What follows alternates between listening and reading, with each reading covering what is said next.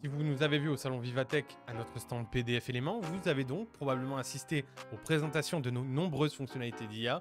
Et aujourd'hui, je vais vous montrer comment vous allez pouvoir vous servir de PDF Element et comment vous allez pouvoir rendre votre document signable électroniquement, l'envoyer, le faire signer et le signer vous-même, le tout en quelques clics.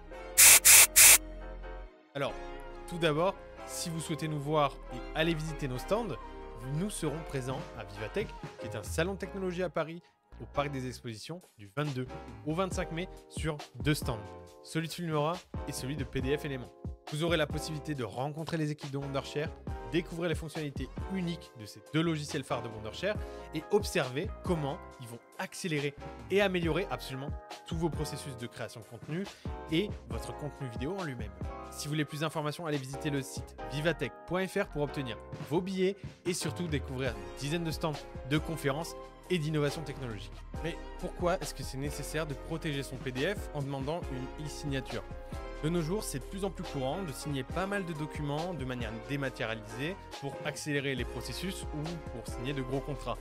C'est beaucoup plus rapide en fait d'envoyer un contrat par email et de demander sa signature plutôt que de l'écrire, de l'envoyer par mail, d'attendre qu'il soit reçu, de le signer, de le renvoyer. C'est hyper long.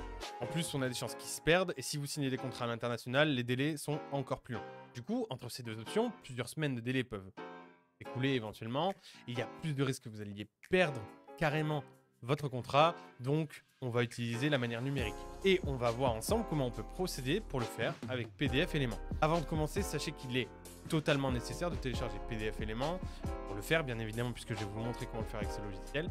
Et rendez-vous sur le site officiel pdf.wondershare.fr. Je vais vous mettre le lien en description. Je vous l'affiche également à l'écran si jamais vous voulez trouver le site plus rapidement. Une fois que vous avez téléchargé PDF Element, vous allez l'ouvrir et importer directement votre PDF. Donc, ça va être votre contrat. Sachez que si vous voulez, vous pouvez créer votre contrat de A à Z directement dans PDF Element. Et vous avez même des modèles que je vous affiche à l'écran qui sont les modèles de contrat. Une fois que vous y êtes, vous allez avoir un bandeau en haut de l'écran. Vous allez cliquer dans ce bandeau sur l'onglet Protection et vous allez avoir un autre onglet Demande e-sign. Dans la case Ajouter les destinataires, vous allez pouvoir ajouter l'adresse mail des personnes à qui vous souhaitez envoyer votre PDF et le faire signer.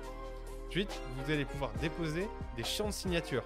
Ça peut être une date, un titre ou vraiment une vraie signature numérique. Pour ça, il faut choisir l'endroit où vous souhaitez déposer votre champ de signature PDF parmi les pages de votre PDF. D'ailleurs, vous pouvez même en déposer plusieurs. Une fois que c'est fait, cliquez sur Envoyer et une barre de chargement va apparaître. Il vous suffit de cliquer sur Vérifier la liste des accords et une fois que c'est fait, vous allez voir en fait en temps réel le PDF une fois qu'il sera signé par tous les destinataires. Donc vous avez un petit décompte, 0 sur le nombre de personnes que vous l'avez envoyé. Et s'il y en a 2 sur 3 qui l'ont signé, vous verrez 2 sur 3. Et voilà, voici comment demander des signatures simplement avec PDF Element. J'espère que cette vidéo vous a plu. Et si vous souhaitez en apprendre un peu plus sur comment utiliser les PDF, gagner en efficacité avec des PDF, abonnez-vous à notre chaîne et allez voir nos autres vidéos que nous avons fait sur ce sujet. C'était Matt pour Wondershare, je vous dis à très bientôt.